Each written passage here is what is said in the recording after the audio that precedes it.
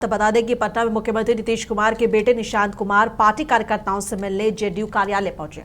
खबर है कि मुख्यमंत्री नीतीश कुमार 30 मार्च को एमएलसी पद से इस्तीफा दे सकते हैं, जबकि वो जेडीयू के राष्ट्रीय अध्यक्ष के रूप में अपनी भूमिका निभाते रहेंगे। उनके जाने की घोषणा होते ही उनके बेटे निशांत कुमार पॉलिटिक्स में पूरी तरह सक्रिय हो चुके हैं और आज निशांत जेडीयू के प्रदेश कार्यालय पहुंचे। उनकी अहम बैठक राज्यसभा सांसद संजय झा और जेडीयू के प्रदेश अध्यक्ष उमेश कुशवाहा के साथ हुई। इस दौरान पार्टी कार्यालय में एमएलसी संजय गांधी भी मौजूद रहे। निशांत कुमार के पहुंचने पर पार्टी नेताओं और कार्यकर्ताओं ने उनका जोरदार स्वागत किया।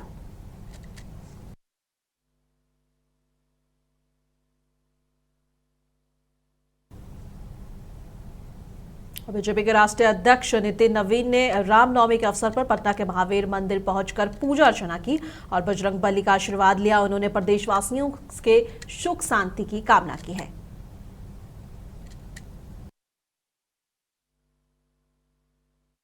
भगवान प्रभु श्री राम का जन्म रामनवमी पूरे देश में हर्षोल्लास से मनाया जाता है और हर वर्ष हम लोगों ने बचपन से इस महावीर मंदिर में भगवान प्रभु श्री राम के जन्म को एक उत्सव के रूप में मनाने का काम शुरू हुआ। और महावीर मंदिर मेरे लिए भी व्यक्तिगत रूप से एक बहुत बड़ा पूजा का ही नहीं, एक आस्था का स्थान है।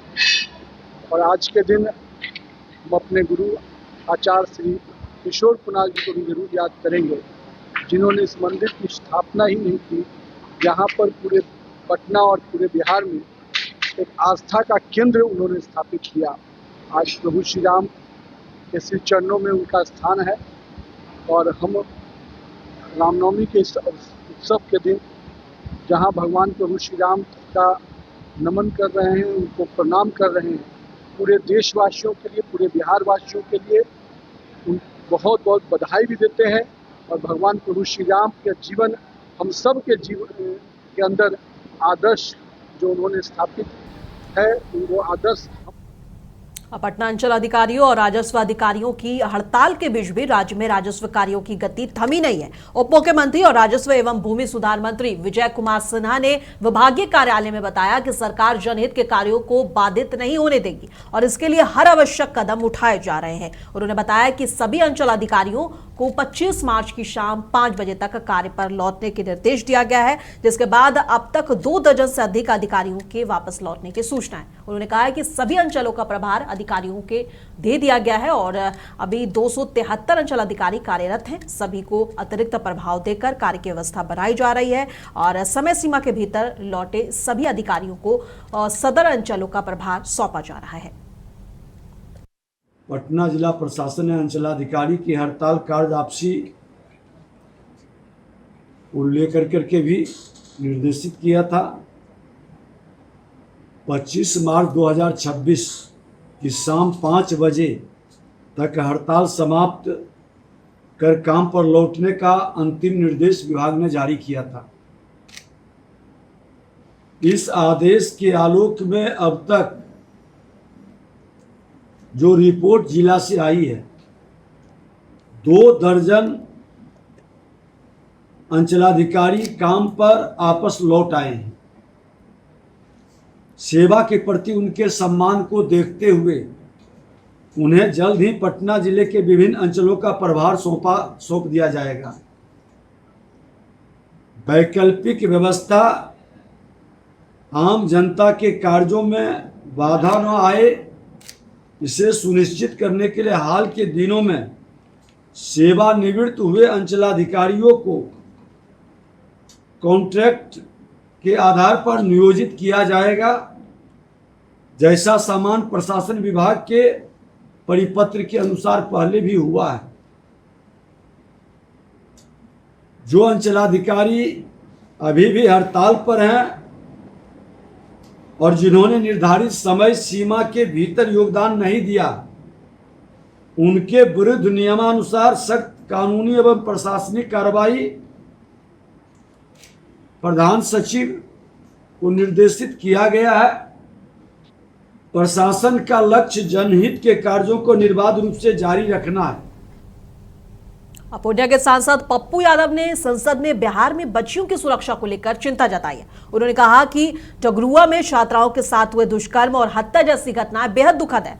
पटना, दरभंगा और अन्य जिलों में छात्रावास और कोचिंग सेंटर भी सुरक्षित नहीं है। पप्पू यादव ने कड़े कानून बनाने और त्वरित न्याय दिलाने और छात्रावास की सुरक्षा बढ़ाने की मांग की है। उन्होंने कहा कि बच्चियों की सुरक्षा सरकार की प्राथमिक जिम्मेदारी होनी चाहिए और दोषियों के खिलाफ सख्त कार्रवाई होनी चाहिए। सांसद ने छात्राओं और गरीब दलित परिवार की बेटियों की सुरक्षा सुनिश्चित करने पर जोर दिया है ताकि शिक्षा सुरक्षित वातावरण में मिल सके। मैडम, लगातार देश और बिहार में खास तौर पर छात्रावास, कोचिंग पढ़ने वाली और गांव में स्कूल की बच्ची के साथ शारीरिक शोषण, हमारे ही पूर्णिया में एसिड डाल के बच्चों का सामूहिक बलात्कार करके जिंदा जला दिया गया। 3 डगरवा में ये घटना घटी, सामूहिक बलात्कार हुए, एसिड छीटा गया। मैडम, छात्रावास में जिस तरह नीट्स की बच्ची के साथ बड़े बड़े मछली, बड़े बड़े लोग की भूमिका है, जिसमें कई डॉक्टर, कई हॉस्टल वाले छात्रावास में उस पर कार्रवाई अभी तक नहीं हुई। लगातार उसके परिवार दर दर की ठोकरें नीट्स की बच्ची के साथ खा रहे हैं। इस तरह लगातार घटना दरभंगा में मैडम, अन्य जगहों पर शोषण लगातार बच्चियों का बिहार में, दलित गरीब बच्ची जो पढ़ने जाती है और जो बिहार सरकार में पंचायती राज मंत्री दीपक प्रकाश आज भोजपुर जिले के जगदीशपुर पहुंचे। इस दौरान उन्होंने वीर कुंवर सिंह किला परिसर में वीर कुंवर सिंह की प्रतिमा पर माल्यार्पण किया। उसके बाद परिसर में ही बने शहीद बाबा की मजार पर चादर पोशी की और किला परिसर पहुंचने पर मंत्री का पार्टी नेताओं ने इस्तकबाल किया। मंत्री ने मीडिया से बात करते हुए कहा कि त्रिस्तरीय पंचायत चुनाव में परिसीमन में कोई बदलाव नहीं होगा, लेकिन आरक्षण के रोस्टर में बदलाव होगा। उन्होंने कहा कि ये जीत एकजुटता का परिणाम है और बिहार के मुद्दों को जनहित में उठाने का अवसर मिलेगा।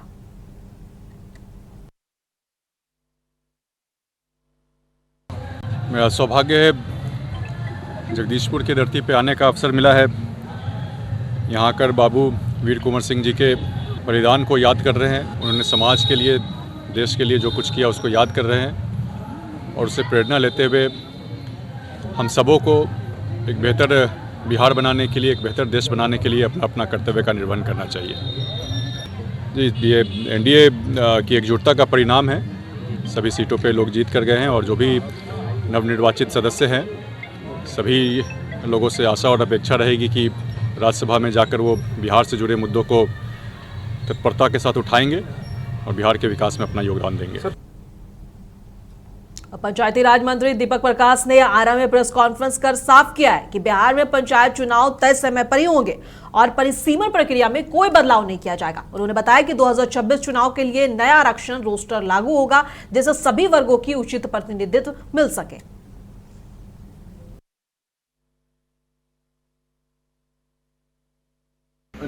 परिसीमन का काम आज के समय में तो नहीं किया जा सकता है, क्योंकि पूरे देश में जनगणना का काम शुरू हो गया है, नोटिफिकेशन आ गया है, काम चल रहा है, जनगणना का काम चल रहा है। उस बीच में पुराने जनगणना के आधार पर डेटा उठाकर नया परिसीमन करना बहुत सही नहीं रहेगा।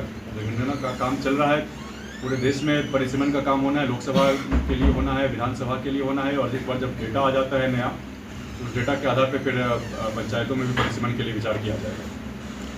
सरकार ने घोषणा की थी कि जितने मुखिया सरपंच है सबको आर्म्स का लाइसेंस दिया जाएगा। नहीं, आर्म्स के लाइसेंस के लिए पिछले विधानसभा के सत्र में भी सवाल उठा था।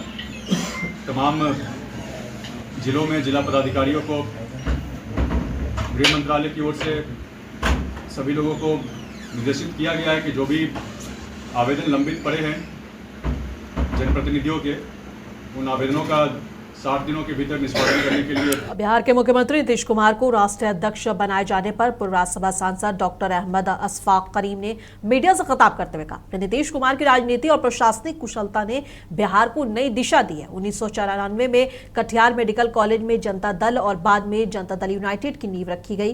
डॉक्टर करीम ने बताया कि नीतीश जी रेल और कपड़ा मंत्री के रूप में भी विकास कार्यों में सक्रिय रहे और 2005 में बिहार की बागडोर संभालने के बाद सड़क, स्कूल, अस्पताल और शिक्षा के क्षेत्र में महत्वपूर्ण सुधार किए गए हैं। उनके नेतृत्व में बिहार ने प्रगति की नए आयाम को हासिल किया है और इसलिए राष्ट्रीय अध्यक्ष बनना उनकी योग्य उपलब्धि है।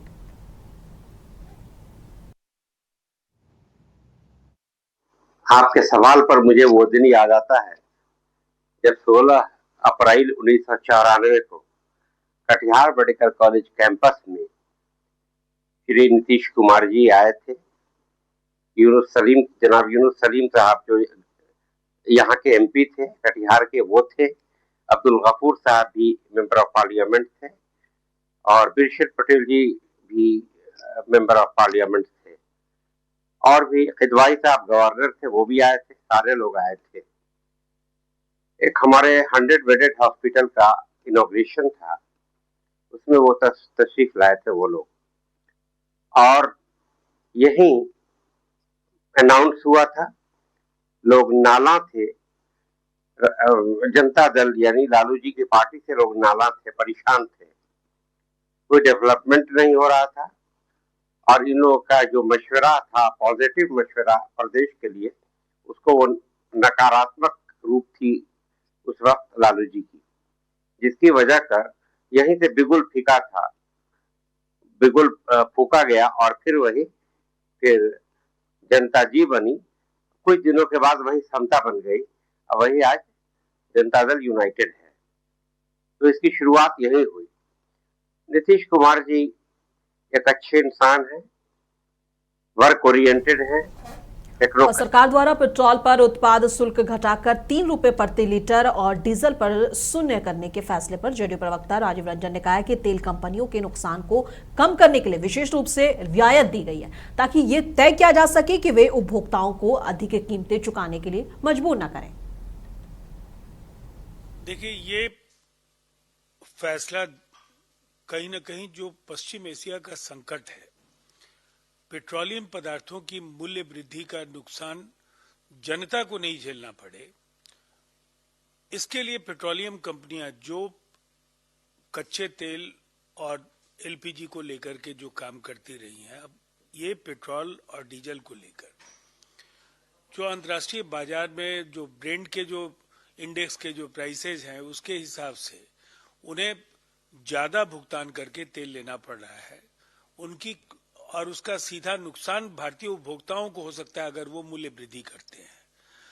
उपभोक्ताओं को राहत मिले, इसके लिए ये लाभ पेट्रोलियम कंपनियों को दिया गया है, जिससे कि वो बाजार की जो अनिश्चितता है उसको कहीं न कहीं वो नियंत्रित कर पाए और इस राहत का लाभ न केवल पेट्रोलियम कंपनियां बल्कि उपभोक्ताओं को भी अप्रत्यक्ष तौर पर मिल सके। पेट्रोल पंप पर भी कम होंगे पेट्रोल? नहीं, ये सीधा है कि बाजार, अंतर्राष्ट्रीय बाजार में पेट्रोलियम पदार्थों का मूल्य लगातार बढ़ रहा है और भारत में मूल्य स्थिर है, तो निसंदेह पेट्रोलियम कंपनियां बड़े घाटे में भी जा रही हैं। तो इनको नुकसान कम हो ताकि वो